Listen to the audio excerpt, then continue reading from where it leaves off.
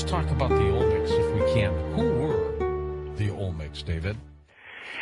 You know, the Olmecs are a very recent civilization to us. Prior to really 1940, the Olmecs were completely unknown.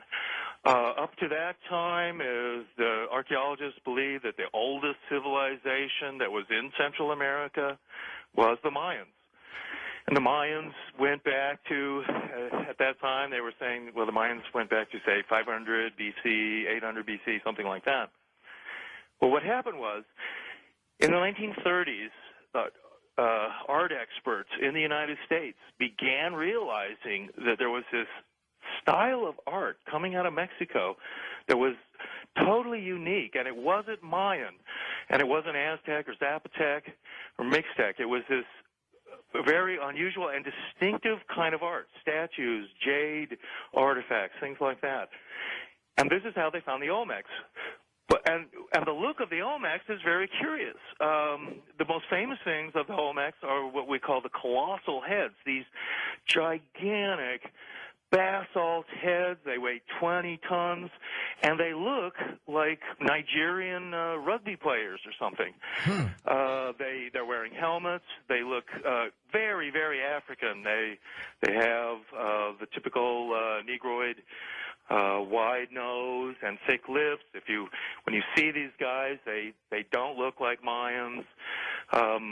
They look extremely African, although some Olmecs also look very Oriental. They look very Chinese. Even other Olmecs have beards and mustaches. They look more like Mediterraneans, Phoenicians, and things like that.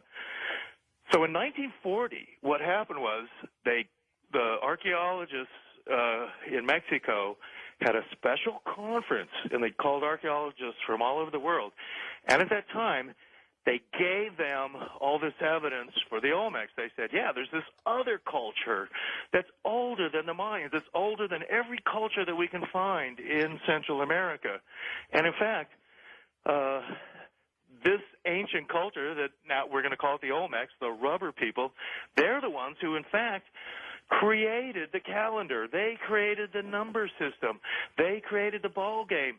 Many of the early Mayan cities, like those, like Oaxacan, deep in the Petén jungles of Guatemala, they're saying now that, yeah, that was originally an Olmec city, but eventually became a Mayan city. The Olmecs themselves go back, they're saying, to about 1,500 BC. The Olmecs are characterized by, again, this really unusual facial features. They often have this frown. They look like they're Africans. And they have the cone heads. In my book, Mystery of the Olmecs, there's a lot of pictures of these guys, and they're really strange looking. Are they from this planet? Well, boy, when you see some of these guys, and they're heavy, elongated heads, I mean, for whatever reason, they have either bound the heads as babies, or else they naturally look like this, but their cranial capacity is like double that of a normal human. Yeah. And people look like this all over the world. Akhenaten and Nefertiti, Egyptians did this as well.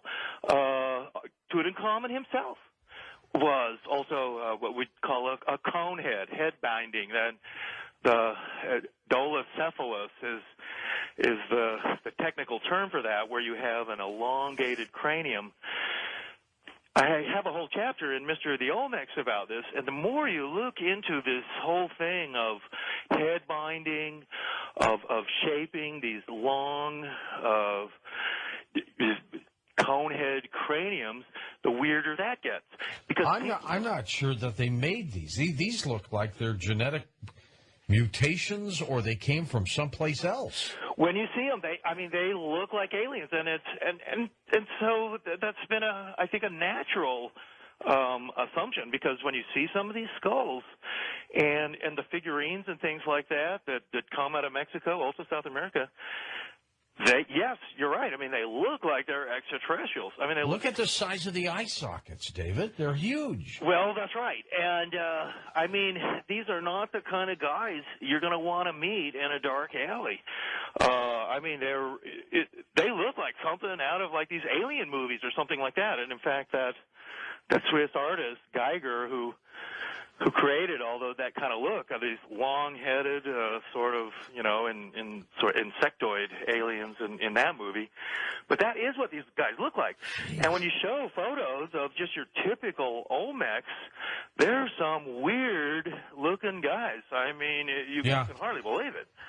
Are you familiar with Lloyd Pye's work in The Star Child? Yes, I am. And very similar skull. Well, right, and his skull, and I've been privileged to examine the Star Child skull myself. I've met Lloyd a couple of times, and that is a really unusual skull. And that's the kind of thing we're talking about, where you have these really strange skulls. Some are smashed sideways, kind of like his Star Child skull is like that. And there are, you will see particularly in Mexico and in Peru, you will see in museums some of these skulls, and some are really shocking to see. They're just so bizarre. We don't know why people did that. Now, it may be that some of these people really were extraterrestrials. That's just how they naturally looked. We know that at least in some cases, the Olmecs and the Mayans and people all over the world, in fact, were doing this, including the Kurds in northern Iraq, the Egyptians in Malta, they were doing this. People were, somehow they would shape young babies' skulls like this, at least in some cases. When you are still an infant, you have plates in your head, and they haven't fused yet. They're to allow your head to grow bigger, but eventually as an adult, the plates in your head do fuse together. Prior to that, you can work with the head. And we know that in some cases people did this. But can you make it that large? And what about the eye sockets? How do you make your eye sockets twice as big as a normal human? Well, that's a good question. With the deformation of these skulls, I mean, it would deform the eye sockets too, and even it would have been a problem in some cases, you would think, for that their heads would have become so heavy, and the back of their heads are extended like twice as far as ours. I mean, it's pretty obvious when you see these weird skulls like this, that would have been even hard for them just to hold their heads up. If you look at statues of Nefertiti, of Akhenaten, Tutankhamun, their daughters, Meritaten and Meketaten, they also have these really weird, elongated skulls. I mean, maybe they were extraterrestrials too, and that has been suggested, of course. But there are ways. I mean, maybe they were trying to copy these extraterrestrials, or they were... Right, that's possible. Right. Some of these people probably were humans. Or maybe hybrids? Hybrids, right? And and I know Zecharia Sitchin too, and I'm familiar with his work. It's quite interesting. I do disagree with him on a number of things, but the idea that these Anunnaki, some aliens are here, also that they look like this. Extraterrestrials don't necessarily look a whole lot different than we are, and in fact, perhaps we are extraterrestrials too, in that sense.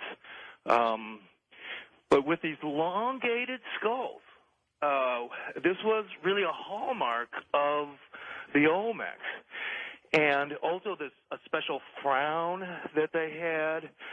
There were certain looks. There was a V cleft also in their heads, like they actually had, at least they depicted this kind of a cleft right at the top of their head. The Olmecs did all kinds of weird stuff, including tattooing, piercing. They had mohawk haircuts. A lot of the weird stuff that we do today, they were doing back then. And it kind of shows you, there's nothing new under the sun. But a lot of these weird Olmec characters, except for the really elongated heads, I mean, they would almost look like a modern guy walking down the streets of Los Angeles or something. Hey, David, when we come back, let's talk about the kind of technology that they might have had. And also, you've done some work on lost cities. What about Atlantis? I got to talk with you about that, too. We'll be back in a moment. David Hatcher Childress, our guest on Coast to Coast AM. And our special guest, David Hatcher Childress. Next hour, we'll open up the phone lines, but I've got more to talk with him about when we come right back on Coast to Coast AM. David, can we speculate on what kind of technology the Olmecs had? What do you think? Well, yes. One of the strange things that the Olmecs did was carve these giant heads out of basalt, and they weighed 20 tons. The basalt is extremely difficult rock to carve. It's so hard. So you have to look into that. I mean, the whole thing of moving giant megalithic blocks around, the Olmecs did that. Mexico does have megalithic cities, such as Monte Alban and Mitla, also La Venta, the center of the Olmecs. So one of the things that we look at, and say with the Olmecs, with the Egyptians, ancient India, Atlantis, and whatnot, is what ancient people are able to do. And if you are able to quarry a 100-ton block of granite or basalt, move that 20 miles, stack it up in a giant wall, places like Baalbek, Peru, Mexico, certain Pacific islands. I mean, you're in Egypt, of course. What you're doing is something that even modern construction companies wouldn't do today. It's kind of the way we look at the past. And this was in my book, Technology of the Gods. This was the subject I tackled was, okay, we perceive ancient civilizations as being primitive. The way that modern historians paint the past to us is, 8,000 years ago, people were cavemen, very primitive. Then suddenly they just stepped out of their caves, started building ziggurats and pyramids and things like that. And lo and behold, here we are, modern man with all of this cool stuff that we have. But really, the ancient civilizations weren't like that. There's a roller coaster of ups and downs. That's what the graph of history would read. We would have times of enlightenment and science, these golden ages of legends. But then there have been crashes, and this happened with the Olmecs too, where suddenly these guys are moving giant heads around, they're carving huge statues, then moving giant blocks around. You see this, say, in Peru, and then suddenly it all just stopped. Some cataclysm just halted all the workers. They left huge blocks the size of a semi-truck just lying on roads and things like that. They were never made it to the giant wall or something that they were making. In Technology of the Gods and in all my books on lost cities, what I try and point out is that people would not be building, like the Olmecs, with giant blocks of basalt or granite. I mean, some of these things weigh 100 tons. The giant blocks at Baalbek in Lebanon, these weigh 1,000 tons. 100,000 tons, which would be 200,000 pounds. Even modern cranes wouldn't try and lift and move these blocks, yet ancient people were doing that. And you have to ask the question, why would the Olmecs or the ancient Peruvians or other people on these Pacific islands and stuff, why would they want to go around and build with 100-ton blocks, 20-ton blocks? It seems incredible. They don't have to build like that. Right. We don't do that today. We don't. Construction companies don't go around hauling around 20-ton blocks and stacking them up, maybe for the Lincoln Monument or the Jefferson Memorial or something like that.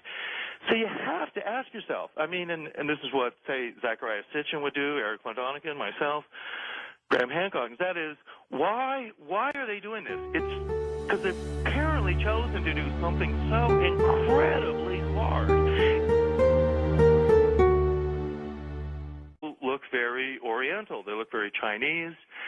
Even other Olmecs have beards and mustaches. They look more like Mediterraneans, Phoenicians, and things like that. So in 1940, what happened was the archaeologists in Mexico had a special conference, and they called archaeologists from all over the world. And at that time, they gave them all this evidence for the Olmecs. They said, yeah, there's this other culture that's older than the Mayans. It's older than every culture. They're curious. The most famous things of the Olmecs are what we call the colossal heads, these gigantic basalt heads. They weigh 20 tons, and they look like Nigerian rugby players or something. They're wearing helmets. They look very, very African. They have the typical Negroid wide nose and thick lips. When you see these guys, they don't look like Mayans. They look extremely African, although some Olmecs also we can find in Central America. And in fact, this ancient culture that now we're going to call it the Olmecs, the rubber people, they're the ones who, in fact, created the calendar. They created the number system. They created the ball game. Many of the early Mayan cities, like those, like Oaxacan, deep in the Petén jungles of Guatemala, they're saying now that, yeah, that was originally an Olmec city, but eventually became a Mayan city. The Olmec went back to, say, 500 BC, 800 BC, something like that. Well, what happened was, in the 1930s, art experts in the United States began realizing that there was this style of art coming out of Mexico that was totally unique, and it wasn't Mayan, and it wasn't Aztec or Zapotec or Mixtec. It was this very unusual and distinctive kind of art, statues, jade artifacts, things like that. And this is how they found the Olmecs. And the look of the Olmecs is very...